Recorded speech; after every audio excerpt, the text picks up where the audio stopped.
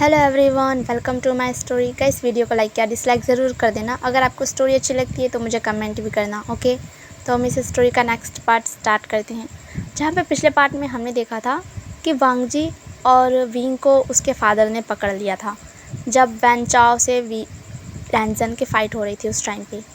अब हमें ये देखा जाता है कि इन्हें विंग का पता कैसे चला, क्योंकि जो मोती था वो विंग के हाथ में आ चुका था, जिस वजह से जो विंग के फादर थे उसको पता चल गया कि विंग कहाँ है। क्योंकि जो वो मोती था वो उनके वाइफ का था, जो कि उनकी वाइफ का मोती है, तो उन्हें पता ही होगा कि वो कहाँ है, किस जगह पर है, क्योंकि वो किंग है, मरमेड किंग, इसलिए उन्हें पता है। अब हमें दिखाया जाता है कि जहाँ विंग को उसके फादर खींच कर लेके जाते हैं और लैंजन और वैन चाओ को उसके ब्रदर और सिस्टर। अब हमें दिखाया जाता है विंग के फादर का रूम, जहाँ पे वो लोग अब समंदर में आ चुके थे। विंग के फादर विंग से कहते हैं कि ये सब क्या चल रहा है विंग, क्या तुम मुझे एक्सप्लेन करोगे इसके बारे में कि तुम ये सब क्या कर रहे हो। विंग कहता है फादर मैं वो बस उसके फादर कहते हैं कि मुझे सच सच सुनना है, बिल्कुल भी कोई भी झूठ नहीं सुनना। अगर तुम सच नहीं बोल सकते तो झूठ भी मत बोलना, वरना मैं पनिशमेंट ऐसी दूंगा जो तुमने कभी सोची भी नहीं होगी। विंग कहता है फादर मैं बस बाहर की दुनिया को एक्सप्लोर करना चाहता था, इसलिए मैं यहाँ से चला गया, क्योंकि मैंने बहुत सुना था कहानियों में कि बाहर की दुनिया ऐसी होती है वैसी होती है, और इसलिए तुम वहाँ चले गए बिना मेरी परमिशन के। तुम ऐसा कैसे कर सकते हो विंग, और ऊपर से एक इंसान के साथ तुम रिश्ते में आए और उसके बच्चे से। मैं क्या बताऊँ मैं तुम्हारा। विंग कहते हैं सॉरी फादर, मैं मानता हूँ मेरी गलती है। वो घुटनों के बल बैठ जाता है। उसके फादर उसकी तरफ अपना फेस करते हैं और कहते हैं कि मुझे पता है तुम्हारी गलती है, तो अब इस गलती को सुधारने के लिए तुम क्या कर सकते हो विंग। विंग कहता है आप जो कहेंगे मैं वही करूँगा। उसके फादर कहते हैं तो इस बेबी को मार दो। विंग शॉकिंगली अपने फादर को देखता है और कहता है फादर आप ये क्या बोल रहे हो। हाँ, इस बच्चे को मार दो और उस इंसान से दोबारा मिलने की कोई ज़रूरत नहीं है, और बाहर की दुनिया से लेना देना छोड़ दो, समझ में आई। भूल जाओ उसे, जो तुमने वहाँ देखा, जो पल बिताए। हमारी दुनिया ये है समंदर, तुम बाहर क्या करने चले गए हैं। माना कि हम मरमेड से हम बाहर भी ज़िंदा रह सकते हैं, लेकिन इंसान हमारे लिए सिर्फ़ और सिर्फ ख़तरा है, और वो तो वॉल्फ है। तुम इतने समय से उस वॉल्फ के साथ रह रहे थे, लेकिन तुम्हें पता नहीं चला कि वो एक वॉल्फ है। मैं हद है इस बात की विंग कि तुम एक मरमेड हो के ये नहीं पहचान पाए कि तुम किसी वॉल्फ के साथ रह रहे थे। विंग कहता है कि फादर वो बिल्कुल इंसानों की तरह रह रहा था, इस वजह से मैं उसे पहचान नहीं पाया, और मैं बस उसके पास अपना मोती लेने गया था।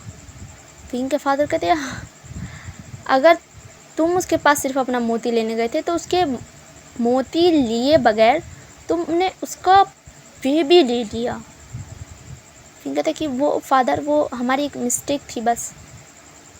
विंग के फादर कहते हैं कि मैं ये सब सोच भी कैसे सकता हूँ, तुम मुझसे उल्टा ज़बान लड़ा रहे हो। मैं क्या करूँ विंग तुम्हारा, तुम चाहते क्या हो आखिरकार, क्या मैं तुम्हें मार दूँ सच में। विंग कहता है कि फादर वो कुछ नहीं, ये मेरा फाइनल डिसीज़न है बस। विंग कहता है तो मेरा भी फाइनल डिसीज़न सुन लीजिए, मैं मर जाऊँगा बट अपने बेबी को नहीं मारूँगा। जहाँ पे जियांग फेंगमियान कहते हैं कि विंग मेरे गुस्से का तुम सामना नहीं कर पाओगे। विंग कहता है कि मैं करूँगा, मैं कर सकता हूँ अपने बेबी को प्रोटेक्ट करने के लिए। माना कि ये ऐसे आ गया जैसे हमें कुछ पता ही नहीं था, लेकिन मैं एक नन्ही सी जान को ख़त्म नहीं करना चाहता। जब मुझे ये पता चला तब मैं बहुत शॉक था, लेकिन ये गलत है फादर, आप कैसे ऐसे कर सकते हैं मेरे साथ। अच्छा, तो तुम उस वुल्फ के बेबी को रखने वाले हो अपने पास, क्या ये सही है। विंग कहता है फादर मैं कुछ नहीं हो सकता विंग तुम्हारा। मैं अभी जा रहा हूँ, मुझे सोच के ठीक ठीक बता देना, वरना तुम जानते ही हो मैं सिर्फ तुम्हारी माँ की वजह से तुम्हें कुछ नहीं कहता था, क्योंकि उसने मुझसे कहा था कि मेरे तीनों बच्चों का ख्याल रखना, लेकिन मुझे नहीं लगता कि मुझे ये तुम्हारे साथ करना चाहिए। मैं इस वक्त तो यहाँ से जा रहा हूँ, लेकिन मैं दोबारा आऊँगा। वैसे कहते हुए वहाँ से चले जाते हैं। अब हमें दिखाया जाता है कुछ समय बाद का सीन, जहाँ पे जियांग यानली आती है विंग के पास। वो विंग के शोल्डर पे हाथ रखती है और कहती है कि विंग क्या हुआ, फादर ने क्या कहा तुमसे। विंग की आंखों में आंसू थे। यानली कहती है बताओ विंग। विंग कहता है शीजे, वो अपनी शीजे को हक करते हुए कहता है कि फादर चाहते हैं कि मैं इस बेबी को मार दूँ। बताओ आप, क्या ये सही है? क्या इस बेबी को मार देना ये सही है? माना कि मैं एक मेल होकर प्रेग्नेंट हो गया, बट मैं अपने बेबी को नहीं मार सकता शीजे। उसकी सिस्टर कहती है कि मैं जानती हूँ ये बहुत मुश्किल होता है, लेकिन फादर का गुस्सा। विंग तुम चिंता मत करो, क्या पता फादर का गुस्सा शांत हो जाए तो वो फिर अपना फ़ैसला बदल ले। विंग कहता है कि शीजे प्लीज़ मैं नहीं चाहता मैं अपने बेबी को खो दूँ। उसके शीजे कहती है कि लैंज़ेन भी नहीं चाहता कि तुम्हारे बेबी को कुछ हो। विंग कहता है वो है कहाँ इस वक्त। यानली कहती है कि वो उसको जेल में डाल दिया गया है हमारे। विंग कहता है क्या, उसको कैद में रख दिया गया है? और वेंचाओ को भी? यानली कहती है कि हाँ। और मैं तुमसे एक बात कहना चाहती हूँ विंग, लैंज़ेन जो मुझसे कह रहा था। विंग कहता है क्या? यानली कहती है जब मैं उसे लेकर जा रही थी ना, तो वो पता है बहुत ही ज़्यादा मुझसे विनती कर रहा था, गिड़गिड़ा रहा था कि उसके बेबी को बचा लिया जाए, बिल्कुल तुम्हारी तरह। तुम तो सिर्फ मुझसे ये कह रहे हो कि मेरे बेबी को प्रोटेक्ट करो, लेकिन वो कह रहा था कि बस उसे तुम्हारे पास आना है, तुम्हें प्रोटेक्ट करना है, तुम्हारे बेबी को प्रोटेक्ट करना है, क्योंकि वो तुम दोनों की रिस्पॉन्सिबिलिटी लेना चाहता है। विंग कहता है क्या वो सच में ये चाहता है? लेकिन वो ऐसा क्यों कर रहा है? यानली कहती है कि वो तुमसे क्योंकि प्यार करता है विंग। विंग कहता है लेकिन आज तक उसने मुझसे कुछ ऐसा कहा नहीं, ना मुझे ऐसा लगा। क्या सच में तुम इतने दिनों से उसके साथ रहे और तुम्हें ऐसा कुछ नहीं लगा? फिर विंग याद करता है लैंज़न के साथ बिताए हुए वो सारे पल, जब लैंज़न उसकी केयर भी किया करता था, उस पर गुस्सा भी किया करता था। विंग कहता है कि मैं उससे खुद बात करना चाहता हूँ शीजे। अगर वो मुझे एक्सेप्ट करने के लिए तैयार है मेरे बेबी को, तो फिर तो कोई प्रॉब्लम ही नहीं है। मैं फ़ादर से दोबारा बात करूँगा इस चीज़ के लिए। यानली कहते कि फ़ादर इस चीज़ के लिए मान जाते, लेकिन तुम एक मेल हो और मेल के साथ ये सब फ़ादर कुछ उनको हज़म नहीं हो रहा ये बातें, इसीलिए शायद फ़ादर बहुत गुस्से में हैं। विंग कहता है कि हाँ, मुझे ग्रैंड माँ के पास जाना चाहिए मदद के लिए। क्या पता अगर वो फ़ादर को समझाए तो फ़ादर को कुछ समझ आ जाए। यानली कहती कि हाँ, ये अच्छा तरीका है, तुम्हें ग्रैंड माँ के पास जाना चाहिए, लेकिन अभी नहीं, कुछ समय बाद जब फ़ादर का गुस्सा ठंडा हो जाए। विंग कहता है कि शीजे अभी मुझे प्लीज़ लैंज़न के पास ले चलिएगा, आप प्लीज़ इतनी मदद कर दीजिए। उसके शीजे कहते हैं कि विंग हम अभी नहीं जा सकते, क्योंकि फ़ादर को भी पता है कि तुम कोशिश करोगे लैंज़न के पास जाने के लिए। हम 1-2 दिन का वेट करते हैं, उसके बाद जाएंगे। लेकिन अगर फ़ादर ने 1-2 दिन में कुछ कर दिया तो मेरे बेबी के साथ? यानली कहती नहीं, फ़ादर इतनी जल्दी कोई फ़ैसला नहीं लेते, तुम्हें पता है ना। विंग कहता है शीजे मुझे बट डर लग रहा है। शीजे कहती कि डरने की ज़रूरत नहीं है विंग, सिर्फ भरोसा रखो खुद पर। विंग कहता है कि अब हमें सीधा 2 दिन बाद का सीन दिखाया जाता है, जहाँ पे विंग उस कैद खाने में आ चुका था, जहाँ पे लैंज़न को रखा गया था बंदी बनाकर। यानली ने उसको बाहर तक छोड़ दिया था। यानली कहती है मैं यहीं पर खड़े होकर देखती हूँ कोई आ ना जाए अंदर, तुम जाकर लैंज़न से जल्दी मिल कर आओ। विंग कहता कि हाँ, मैं बस जल्दी गया और आया। विंग जल्दी से आता है और वो लैंज़न को देखता है, जहाँ पे लैंज़न जिस कैद में बंद था, मतलब जो जेल टाइप की थी वहाँ पे। विंग लैंज़न के पास आता है और कहता है कि लैंज़न तुम। लैंज़न कहता है विंग तुम यहाँ क्या कर रहे हो? वो लैंज़न को देखता है, जहाँ पे उसके हाथ में एक चाबी भी थी विंग के हाथ में, जो कि उसके शीजे ने दी थी। वो सेल को ओपन करता है, सेल का डोर ओपन करता है और अंदर आता है। तभी हमें दिखाया जाता है वेंचाओ को, जो कि साइड वाले ही जेल में था। वो सुनता है इन दोनों की आवाज़, वो सो रहा था तो उसे कुछ आवाज़ें आती है, वो सुनने लगता है। जहाँ पे लैंज़न विंग से कहता है तुम यहाँ क्या कर रहे हो विंग? विंग कहता है मैं तुमसे मिलने आया हूँ डफर। लैंज़न कहता है कि अच्छा। विंग कहता है कि कैसे हो तुम? लैंज़न कहता है कि तुम्हारे सामने ही हूँ जैसा भी हूँ। मैं वो नहीं पूछ रहा, क्या तुम्हारी तबीयत तो सही है? लैंसन कहता है कि हाँ, मुझे क्या होगा। विंग कहता है कि बहुत कुछ तो हो चुका होगा तुम्हें, क्योंकि मेरे फादर यहाँ लाके तुम्हें हलवा पूड़ी तो नहीं खिलाने वाले हैं। बताओ जल्दी। लैंसन कहता है बस कुछ नहीं, बस वो थोड़े बहुत कोड़े पड़े थे मुझे। जहाँ पे विंग साफ साफ देख सकता था लैंसन के लिप्स के कॉर्नर से कैसे ब्लड आया हुआ था, वहाँ पे एक घाव था। जहाँ पे विंग कहता है कि अच्छी खासी पिटाई हो गई ना, अच्छा हुआ ना। लैंसन कहता है कि वो विंग कहता है जब तुम ये सब पहले ही कर सकते थे तो इतना ड्रामा करने की ज़रूरत क्या है? अभी तो तुम फादर के हाथ से कम मार खाओ, मेरे हाथ से ज़्यादा खाओगे। विंग उसका कॉलर पकड़ते हुए ऐसा कहता है। विंग कहता है कि तुम उस मोती को सिर्फ़ और सिर्फ कुछ घंटों में ढूंढ सकते थे, लेकिन तुमने इतना तांडव खड़ा कर दिया, इतने दिन फालतू में लगा दिए। अब मुझे बताओगे ऐसा क्यों था? लैंसन कहता है कि हाँ, मैं उस मोती को सिर्फ़ और सिर्फ कुछ घंटों में ढूंढ सकता था, लेकिन मैं उस मोती को इसलिए नहीं ढूंढ रहा था क्योंकि क्योंकि क्योंकि मैं ये नहीं चाहता था कि तुम मुझसे दूर जाओ। विंग कहता है लेकिन क्यों? क्योंकि मैं तुमसे प्यार करता था। विंग शॉक, वो उसके कॉलर को छोड़ते हुए कहता है कि प्यार करते थे तुम मुझसे? आज तक तुमने कहा तो नहीं है मुझसे।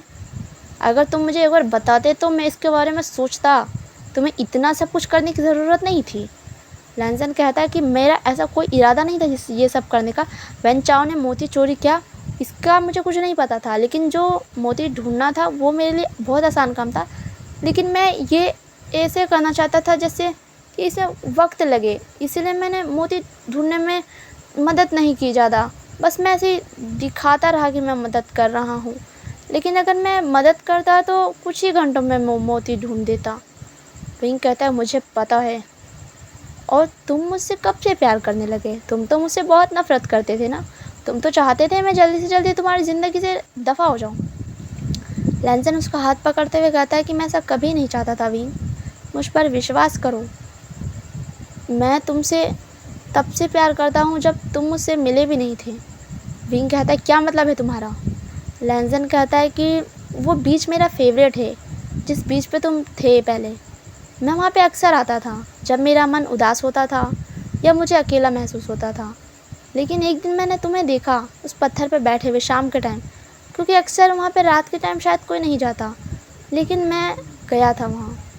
और मैं अक्सर जाता था क्योंकि मुझे डर नहीं लगता।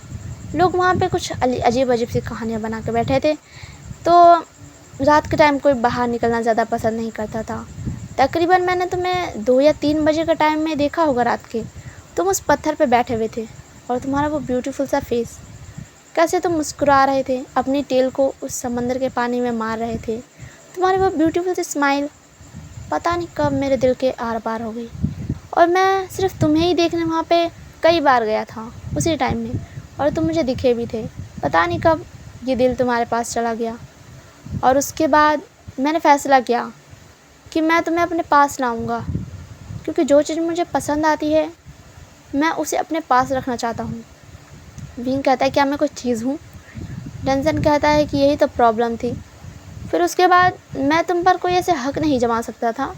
मुझे पता था तुम मरमेड हो, लेकिन मैं यही सोचता रहता था कि तुम्हें मैं अपने पास कैसे लाऊं।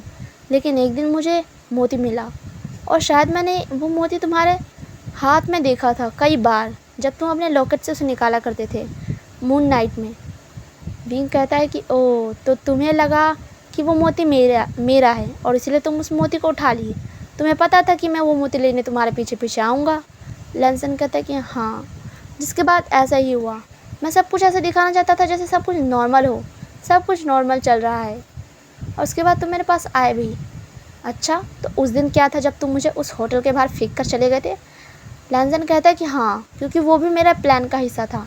अगर मैं वैसा नहीं करता तो तुम्हें मुझ पर शक हो जाता, इसीलिए मैंने ऐसा किया। लेकिन मैं तुम्हें वहाँ ज़्यादा देर तक नहीं छोड़ने वाला था।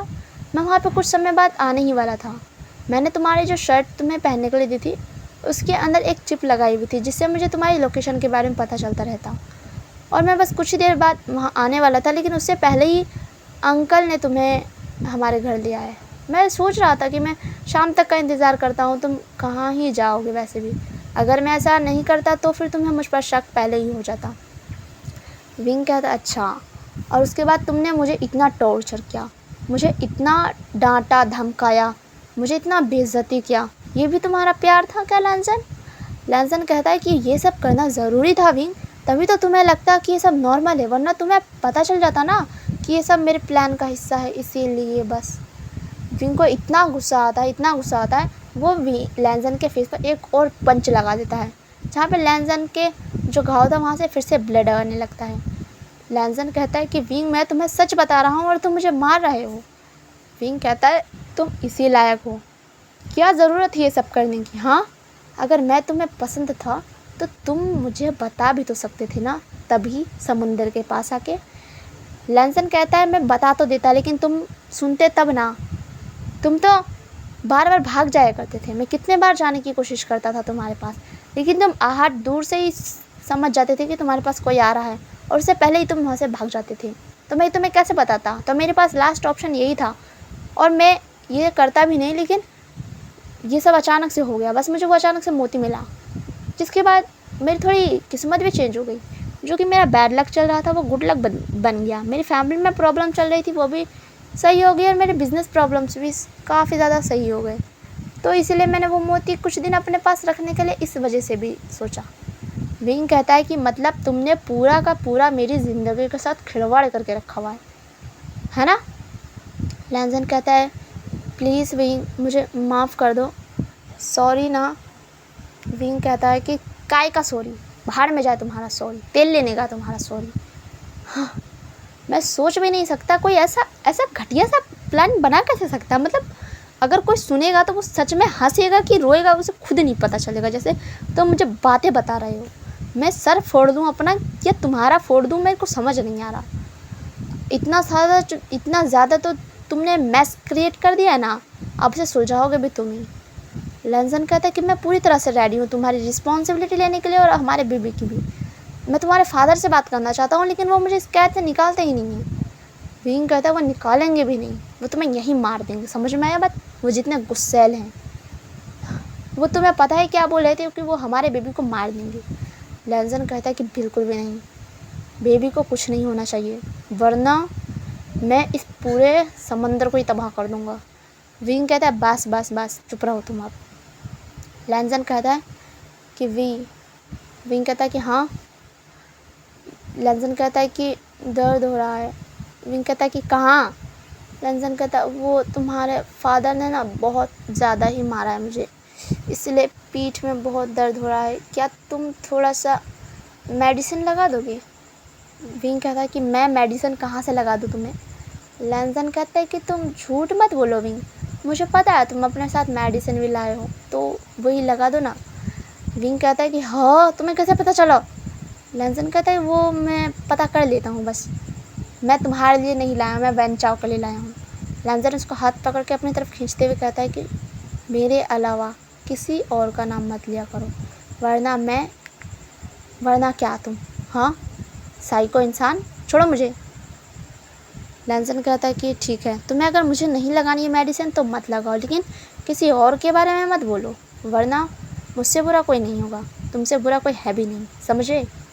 हाँ, मैं क्या करूं, मुझे आगे कुछ समझ नहीं आ रहा। लैंसन अब मेरी बात ध्यान से सुनो। लैंसन कहता है कि हाँ बोलिए। विंग कहता है कि अच्छे से बात करो। लैंसन कहता है कि अच्छे से बात करो। विंग लैंसन की तरफ देखता है, उसकी आंखों में देखता है। विंग को पता है ये ऐसे तो वो वांगजू को कहता है वांगजू स्टॉप इट। लैंसन वांगजू कहता है कि नहीं, थोड़ी देर देखने आए लैंसन जहाँ पे वो मौन कर रहा था, जहाँ पे से लैंसन कहता है कि थोड़ी देर में बहुत एंजॉय मिलेगा तुम्हें। अब हमें दिखा जाता है कि विंग को सच में एंजॉय मिल रहा था, वो एंजॉय कर रहा था, और वांगजू से कह रहा था कि तुम एंजॉय कर रहे हो ना?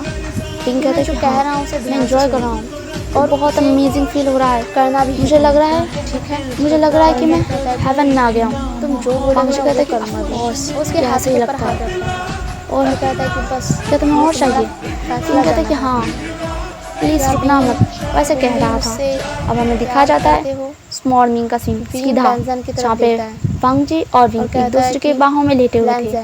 तभी अचानक से विंग की आइज़ ओपन होती है, वो खुद को और वांग जी को देखता है और वो एक मरमेड है, वो रात की चीज़ों को नहीं भूल सकता इसलिए, क्योंकि मरमेड है इस वजह से उसकी जो मेमोरी है वो बहुत ही ज़्यादा मतलब तेज़ है, उसे बहुत कुछ याद कर सकता है। उसको इतना ड्रंक वो उस टाइम पे हो जाता है पीने के बाद, लेकिन और कहता है पीने के बाद वो ड्रंक हो जाता है, लेकिन मेमोरीज की मतलब याददाश्त उसकी नहीं जाती।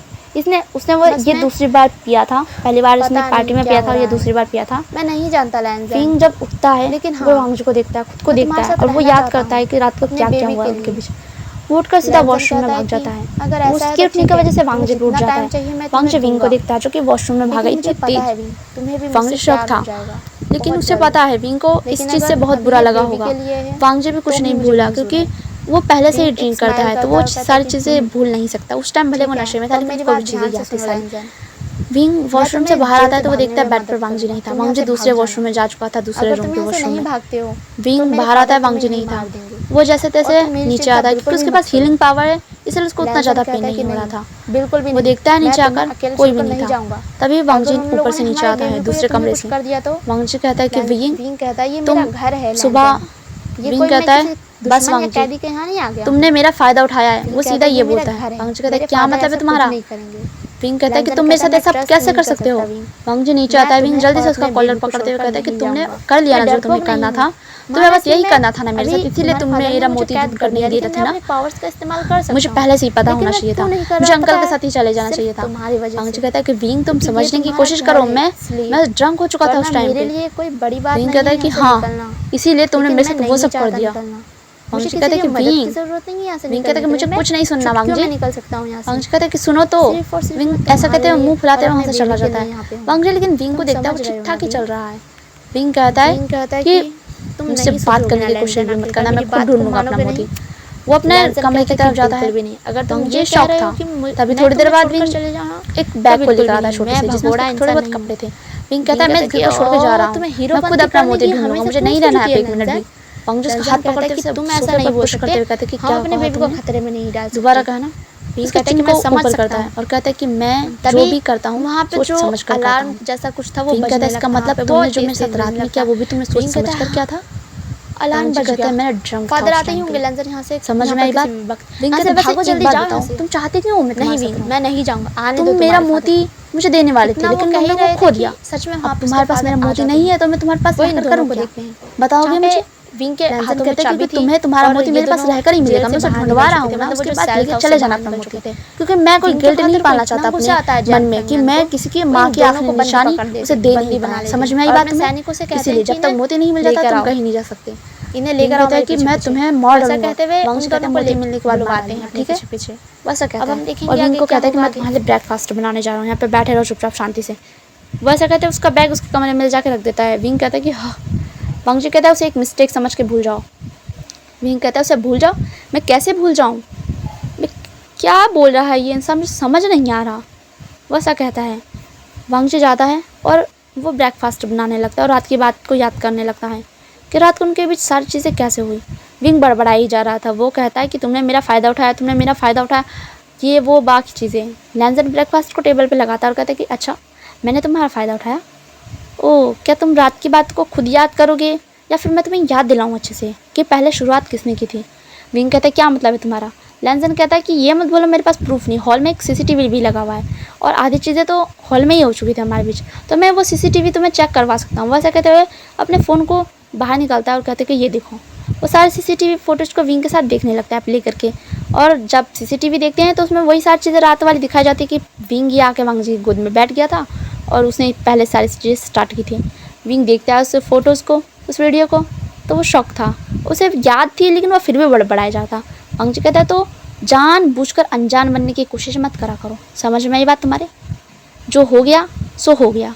ब्रेकफास्ट करो और चलते हैं हम अपने काम पे, क्योंकि मुझे ऑफिस भी जाना है। वैसा कहते हुए खुद ब्रेकफास्ट करने के लिए चला जाता है और कहता है कि तुम्हें करना है तो आ जाओ, नहीं करना तो कोई बात नहीं, मेरे पास बहुत काम है वैसे भी। वैसा कहता है विंग से, जहाँ पे विंग शौक था, उसे पता है कि सारी